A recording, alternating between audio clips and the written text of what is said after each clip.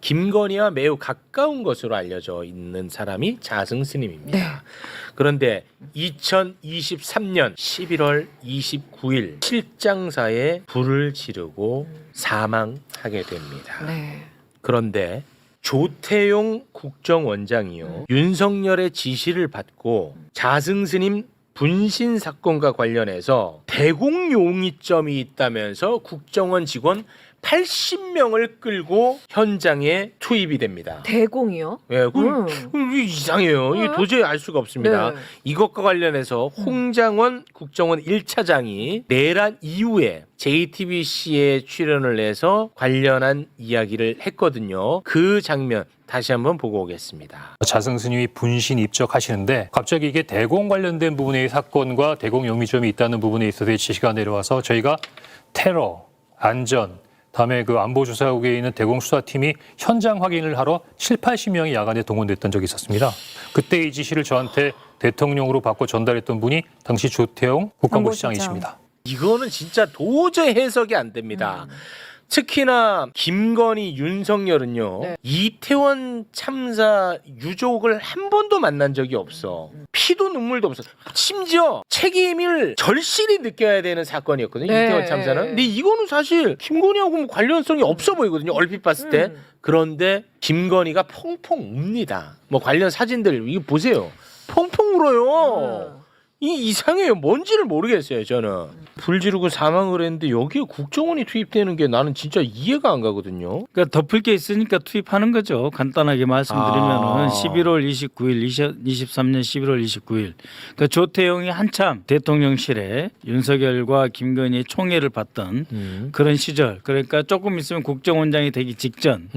이때 이제 조태용이 당시 홍장원은 해외 담당, 북한 담당 1차장을 했는데 그때 원장 직무 대리였어요. 여기에다가 명령을 내리는 거 아닙니까? 빨리 가봐라 하는데 정말 미스테리한 것은 우리가 아무리 빨라도요 소방대원보다 빠를 수 없거든요. 네. 네. 119에서 불난 것보다 더 빨리 움직이는 집단은 없어요 우리나라에서. 네, 뭐 그렇겠죠. 없어요. 네. 근데 몇 시에 정확하게 지시가 내려왔는지 네.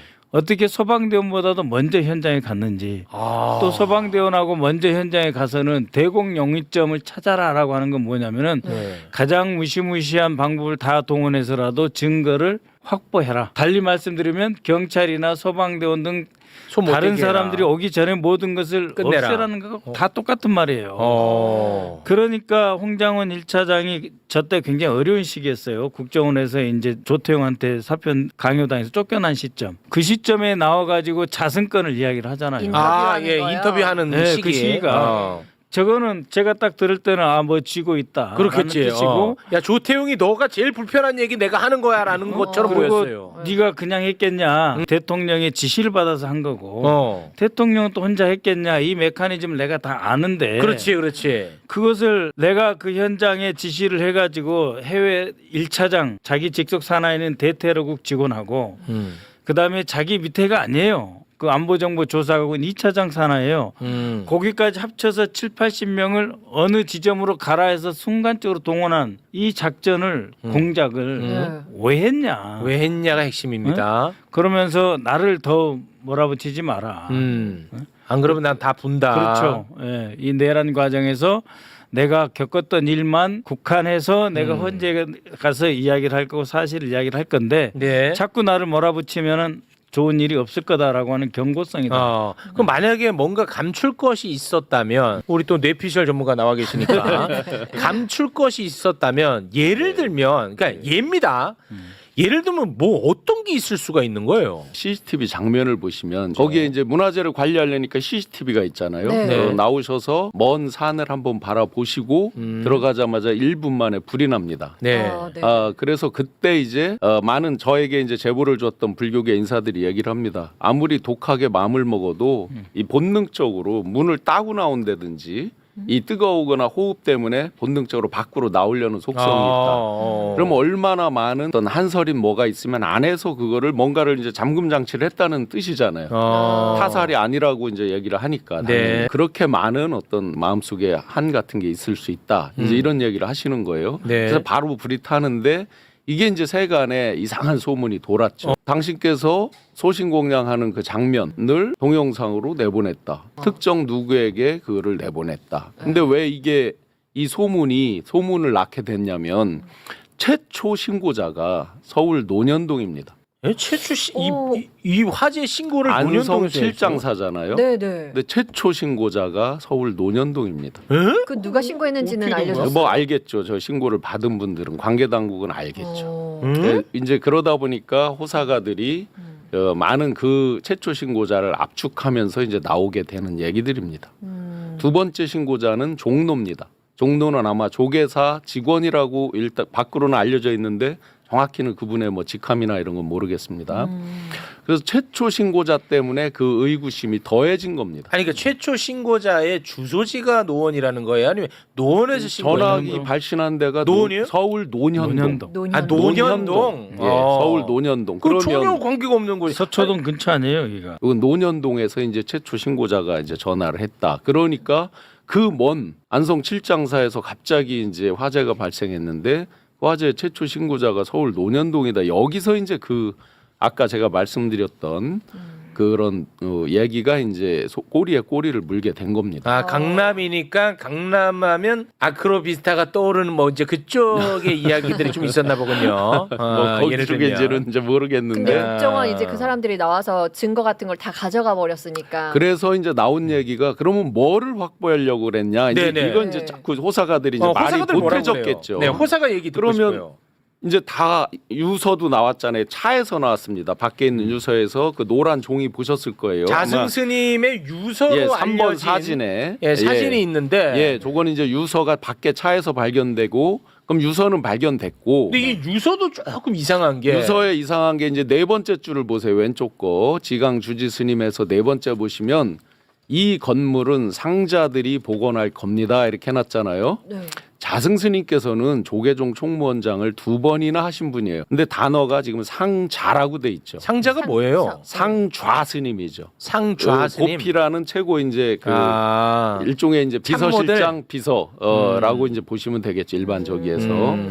그런데 저걸 상자라고 쓸 리가 없다라고 주장을 하는 거죠. 아, 그래서 그러니까 이게 본인의 필제는 맞는 것 같은데 일견 맞는 것 같은데 그 큰 스님이 상좌 스님과 상자를 틀릴 리가 없다. 이게 이제 일반적으로 주장을 하는 내용들입니다. 저거에 대해서 그래서 아주 강력하게 조사를 해야 된다. 그다음에 저 내용 중에 보시면 네. 검시할 필요가 없다. CCTV에 녹화되어 있다. 이게 이제 소위 제대로 어떤 입적을 하려고 마음먹은 사람도 저렇게 쓰기는 어렵다는 거죠. 일반적으로는 거의 이 상식적이지 않다라는 얘기고 마지막에 남기는 말치고는 경찰들을 향해서 검시할 필요 없다? 저 그래서- 얘기를 남길까? 예, 저 문장 때문에 나 이거 이상해. 내가 억울하게 이렇게 당한다라는 걸 세상에 알리고 싶었다라고 해석하는 분들이 많은 거죠. 우리 의원님은 뭔가 많이 알고 계시는데 말씀을 안 아니요. 하시네.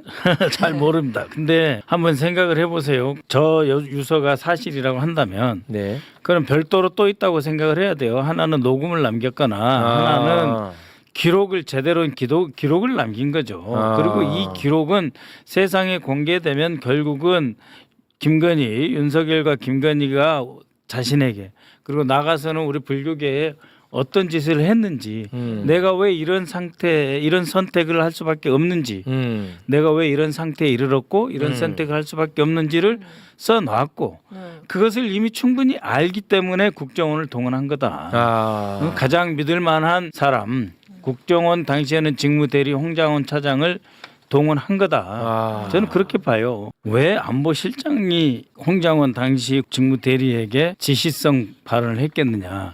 그리고 그게 조태용이가 당시 국정원장이 아니고 안보실장의 시절이에요. 조태용은 안보실장, 그러니까 대통령실에 있는 거예요. 오케이, 그러니까 오케이. 김건희, 네. 그다음 윤석열과 같이 있는 거예요. 그런데 대공 혐의점이 있는지 확인해라. 이거는 뭐냐면은 타살이라는 거예요.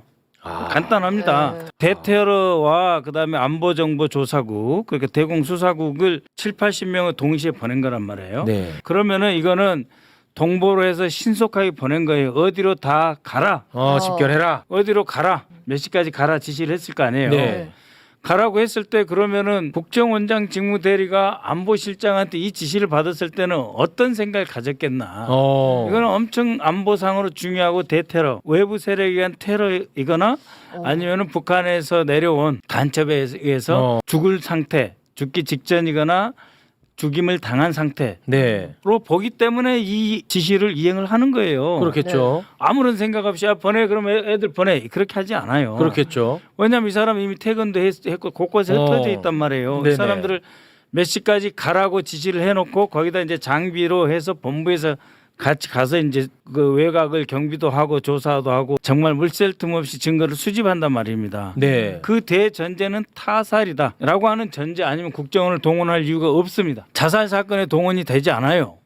그다음에 이제 이 국정원에서 대테러국이 출동하는 경우가 있습니다. 어떤 경우가 있냐면은 우리나라에서 이제 대통령, 그다음에 오부 요인, 네. 그다음에 국회의원, 그다음에 5대 기업 재벌 총수 등 포함해서 몇백 명이 있어요. 그 몇백 명 안에 이분은 포함이 안 돼 있어요. 아, 자승스님 안 돼 있겠지. 안 돼 있어요. 당연히 그러니까 그렇겠지. 이분은 뭐냐면은 그 외에 갑자기 대테러국이 이렇게 확 출동할 때는 여러 사람이 모여 있는 뭐 축구장이나 어디에 폭탄이 폭파했다든지 이럴 때는 태극하지만은 네. 이렇게 한 사람이 죽는 사건에 이렇게 많이 가지 않아요. 그렇지. 그 오로지 이유는 딱 하나. 타살이라고 느낌을 받았고 이 타살의 배후에는 외국 세력이 있거나 북한이 관여해 있다라고 하는 고도의 첩보를 그렇겠죠. 내가 아닌 네. 즉 국정원이 아닌 다른 쪽에서 안보실장이 받았기에 나한테 지시하고 그렇겠죠. 그거는 대통령이 지시사항이라고 하기 때문에 이행을 하는 거예요. 네. 그 전제. 그러면 조태용은 왜 시켰냐? 조태용도 그렇게 믿은 거지. 아, 조태용. 대통령과 김건희 지시로 야 자승 오늘 저녁에 소신 공양해서 돌아가실 것 같으니까 미리 한번 봐. 그러면 의료진 보내고 해가지고 사전에 막아야죠. 예? 그러면은 대테러국하고 안보정보조사국, 대공수사국은 사전 예방팀이 아니에요. 자기들이 가서 전화를 하고 다 말릴 거 다 했는데 죽을 것 같은데 이 돌아가실 분이 뭔가 엄청나게 나에게 불리한 것을 터뜨리거나 숨겨놨거나 네. 시한폭탄으로 매설을 했거나 이런 두려움이 있기 때문에 가서 싸그리 정리를 해라. 근데 누구를 정리를 해? 국정원이 제일 잘할 것 같은데 국정원한테는 타살이라고 분명하게 그런 그 지시가 조태용을 통해서 갔기 때문에 안보 당국이 움직이는 거예요. 네. 안보 당국이 7, 80명이 움직여 보통 웬만한 사건 나도요. 네. 7, 8명 그러니까는 안보정보조사국에서 한 3, 4명, 대테러국을 한 3, 4명밖에 안 가요. 우리 이재명 대표님 필습 현장에 네. 국정원 직원이 강서 경찰서에서 갈 때 6명이 갔어요. 야, 그 큰 사건도. 셋, 대테러국 셋, 안보정보조사국 셋 해서 6명. 와. 플러스 군 쪽 해서 총 11명이 가요. 그 여기 7, 80명이 간 거예요. 이거는 와. 곧 죽고 거기에 외부 세력이 있으니까 싸그리 조사해서 싹 끌고 와라고 하는 지시가 없으면 이런 일은 불가능하다. 네. 그러면은 예를 들어서 지금 뭐 어찌됐든 뭐 좀 미스터리로 남아 있는데 이거를 수사하려면 어떻게 해야 돼요? 수사하려면 일단 증거부터 갖고 와야죠. 그러니까 이제 그 국정원에서 모아서 이걸 어디 한 군데 정확하게 모아놓는 곳이 있거든요. 네. 누구 손 못 대게 봉인을 해놓은 게 있어요. 네. 이걸 다시 가져오려면 원장을 지시가 있어야 돼요. 아, 국정원장의 원장이 지시. 지시해서 이거를 재수사해야 국정원장. 되고 수사의 자료로 검찰에 수사를 의뢰해라. 그리고 그 전 단계에서는 이 감찰실이나 감사관실에서 조사를 해라. 하고는 원장님의 지시가 있지 않고는 네. 이 봉인된 거 못 열어요. 아. 이 증거에 손을 못 댑니다. 아. 이 증거를 손을 대려면 이거는 누가 생각해도 제가 생각해도 이거는 안보 당국이 안보 위해 세력 외부 침입에 의한 타살로 보지 않았으면 이 결정을 못 하는 거죠. 네. 그래서 불교계에서도 이제 아까 그 유서 내용을 보고 분석했을 때 내가 내 자의로 이렇게 소신 공양이 아니다라는 걸 알리고 싶었다. 이걸 해석을 해보면 심리적으로 그렇다라고 이제 주장하는 분들이 있고요. 네. 또 만약에 그게 사실이라면 만약에 소신 공양 장면을 뭐 이게 나갔다 그러면 이게 내가 정말 입적하기 싫은데 어떤 타이에서 된다는 걸 밖으로 알리고 싶었다라고 이제 해석을 해서 그날 만난 분들과 이 내용을 꼭 조사를 해야 되겠다라고 이제 많은 스님들이 지금 이야기를 하고 있는 거예요. 이 홍장원 차장 말고는 이게 인터뷰가 안 될 것 같네. 홍장원. 그래서 보면은 이게 이상한 거예요. 왜냐면은 상자들이 복원할 거다. 조금 있으면 돌아가실 분이 복원된다 안 된다 이게 중요합니까? 그러니까 그거 하나도 안 중요할 것 복원된다면 같아. 왜 이걸 불을 질러요? 그러게. 이거는 이 불난 곳을 뒤적거리지 말라. 거기에 쇠붙이가 있든 핸드폰 있든 뭐 그러니까. 내 신발 밑에다가 내가 뭐 유서를 꽂아놨든 뭐든 이거 뒤집지 말라는 이야기예요. 그게 이상하다는 거예요, 저는. 아니 복원 돌아가시면서 이런 얘기를 왜 아니 해? 왜냐 우리 내 제자들이 복원할 거니까 손대지 마라 하는데 예를 들면 주지기 스님이 할 거야라든지 아니면은 뭐 조계사에 누가 할 거야라든지 총무국장이 복원할 거야라든지 이렇게 써야 돼요. 네. 조계사의 총무 스님 정도 되시는 분의 유서에 네. 이걸 누가 복원할 거다 하면은 뭐 총국장이 한다든지 뭐 시설이라든지 누구한테 임명을 하지 상자라고 안 써요. 상자승은 동자승 바로 위가 상자승들이에요. 이상해. 그 복원을 상자승이 한다는 게 말이 안 돼요. 상자 네. 그것도 상자라고 쓰잖아요. 그러니까. 이거는 뭐냐면 내가 죽은 이 공간 이거는 어차피 문화재로 복원하는 거는 다음 사람들 알아서 할 거니까 손대지 말라는 이야기예요. 그러니까 네. 이거는 좀 미스터리한데 이거는 홍장원 차장과 홍정원 이야기를 차장하고 여기에 나눠봐야 될 것 투입됐던 같아. 단장 국장들이 다 조사해야 돼요. 네. 그들은 홍장원. 다 안다고 봐요. 홍장원은 안다고 봐야 돼. 딱 가면 느낌이 와요. 아 이거는 자살이다 타살이다. 네. 아니, 의심스럽다. 그때 자승이 굉장히 힘들었다는 거 아니에요. 입장권 전국 사찰에 다 돈 내고 갈 수 있게 복원시켜 주겠다고 했다가 윤석열이가 약속 안 지키고 300억 먹고 떨어져 이러니까 백양사만 해도 1년에 입장료가 얼마나 되겠어요. 얼마나 이 큰 절에 스님들한테 압박을 받았겠어요. 왜냐하면 그 절을 운영을 하려면은 네. 수익이 있어야 되잖아요. 네네네. 그 우리 절에는 네. 수입 들어오는 게 고정적으로 잘 없잖아요. 네. 그러면은 이 절과 유명 사찰을 유지하는데 비용이 많이 든단 말이에요. 그 모든 압박을 자승 혼자 다 뒤집어 쓰고 김건희, 윤석열 지지를 했잖아요. 근데 자기가 이런 독박을 쓰게 된 거고. 우리 의원님은 그 홍장원 차장이랑은 좀 친분이 있나요? 홍 차장하고는 저하고는 좀 미묘한 관계입니다. 왜냐하면 약간의 저는 좀 갈등 관계가 있군요. 아니, 갈등까지는 아닌데 이제 네. 홍 차장을 감시하는 입장이잖아요. 그러니까 쿠데타를 하면 이거는 김영현, 홍장원 그다음에 김태호가 할 거다. 그러면은 김영현이 장관 가고 그다음에 홍장원이 국정원장 오고 그다음에 이제 김태호가 안보실장 가면은 이건 진짜 일어나는데 네네. 홍장원 차장은 주도 세력으로 쿠데타의 주도 세력에서 사실 좀 밀려요.